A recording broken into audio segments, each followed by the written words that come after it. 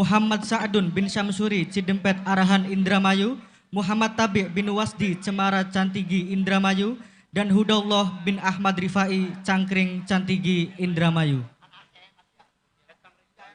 Bismillahirrahmanirrahim. Seperti dalam salah satu bab kitab Alfiyah karangan Syekh Muhammad bin Abdullah bin Malik Al-Andalusi, yakni bab la allati linafil jinsi, yang menunjukkan ternafikannya penghabaran dari seluruh partikel-partikel jenis yang disebutkan setelahnya dengan bentuk penafian tangsis. Artinya tidak menyisakan sedikit pun dari suatu jenis kemungkinan ada partikel jenis itu yang terkecualikan. Lebih jelasnya tercantum dalam bait yang berbunyi Amala inna ja'al lila fin nakira mufradatan ja'at ka'au mukarrara fansib biha mudafan au mudari'a wa ba'da dzakal khabar adhkur rafi'a. Jadikanlah pengamalan inna untuk la yang mengamal pada isim nakiroh yang datang kepadamu baik secara mufrad maupun diulang-ulang. Maka nasobkanlah sebab la terhadap isimnya yang mudhof atau yang menyerupai mudhof, kemudian sebutkanlah khobarnya dengan dirofakan. pengamalan la disamakan dengan inna karena samanya la dengan inna dalam segi lafal maupun maknanya. Dalam segi lafal, ketika ditahfif, kedua-duanya sama-sama huruf yang pertama berharokat, huruf yang kedua mati.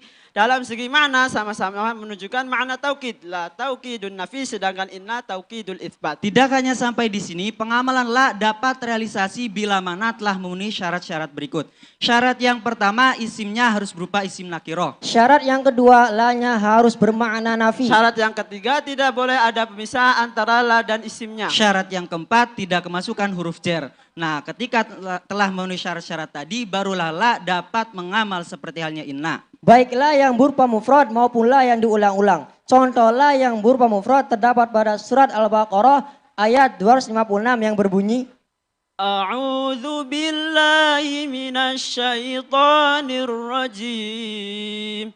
Bismillahirrahmanirrahim.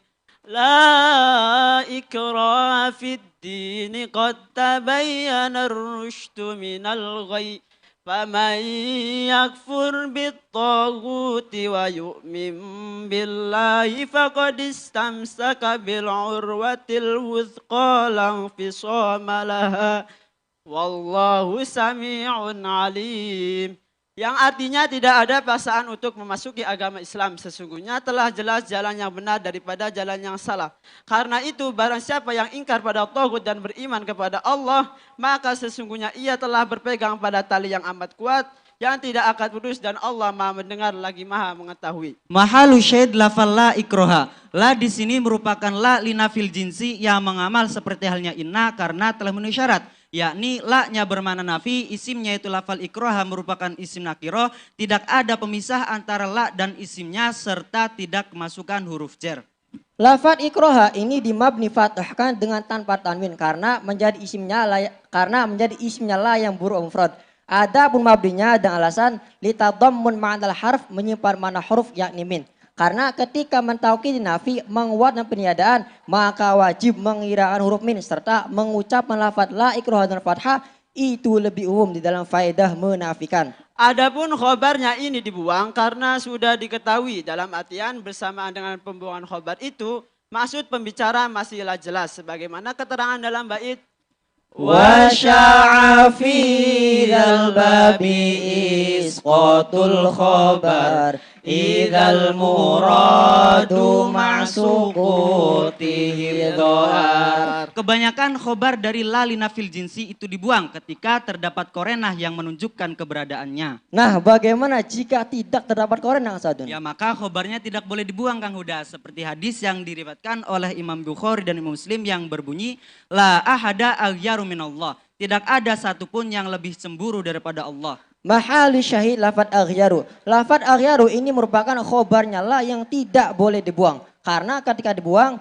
diucapkan la ahada minallah, maka tidak ada korenah yang menunjukkan keberadaannya. Artinya pada lafad ini tidak memberikan pemahaman. Sebentar Kang Huda, saya masih belum paham yang dimaksud cemburunya Allah dalam hadis tadi itu cemburu yang bagaimana? Jadi seperti ini kan tapi. Innallaha yagharu wal mu'minu yagharu wa ghairatullahi ayyatiyal mu'minu ma haramallah muttafaqun alaih.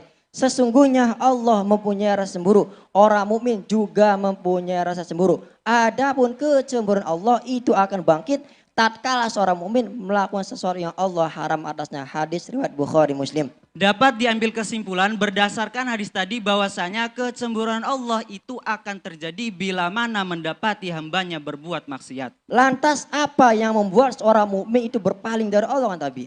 Jawabannya karena wazayyana lahumus syaitanu ma kanu ya'malun. Oleh syaitan amal keburukan itu diperhias hingga orang mukmin tidak merasa telah melakukan dosa. Kembali ke pembahasan awal bahwasanya la itu ada yang mufrad dan ada yang diulang-ulang. Contoh la yang diulang-ulang terdapat pada hadis yang berbunyi an Abi Musa radhiyallahu anhu qala li Rasulullah sallallahu alaihi wasallam ala adulluka ala kanzin min kunuzil jannah faqultu bala ya Rasulullah qala la haula wala quwwata illa billah muttafaqun alaih. Dari Abu Musa radhiyallahu anhu ia berkata bahwasanya Rasulullah berkata padaku, maukah aku tunjukkan kepadamu salah satu dari panci surga? Aku menjawab, tentu wahai Rasulullah.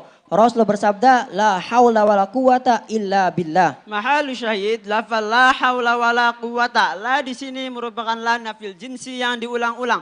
Lafal haula dan quwata ini dimabni fatahkan karena menjadi isimnya la yang berupa mufrad. Adapun khobarnya ini dibuang karena sudah diketahui.